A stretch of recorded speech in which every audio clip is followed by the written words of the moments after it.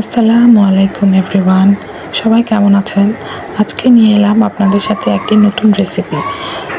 আপনাদের ভালো লাগলে অবশ্যই লাইক, শেয়ার, কমেন্ট করে পাশে থাকবেন। তো চলুন শুরু করি। প্রথমে আমি নিয়ে নিলাম 5 চামচ ওটস। আমরা তো রমজান মাসে সবাই চিড়া খেতে খেতে বোর হয়ে গেছি, তাই না? তো আজ নিয়ে এলাম আপনাদের জন্য সিম্পল একটি ওটস রেসিপি। এটাতে সময়ও সাশ্রয় হবে, দেন একটি হেলদি খাওয়ারও হবে। তারপর আমি দিয়ে দিলাম এখানে কুসুম গরম দুধ।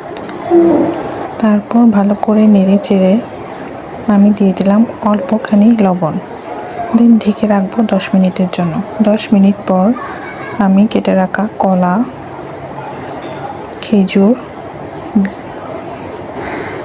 খেজুর দেওয়া শেষে দেন আমি মিক্স করে নিব।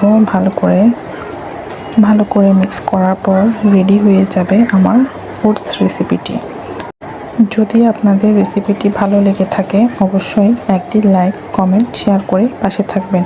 Thanks for watching.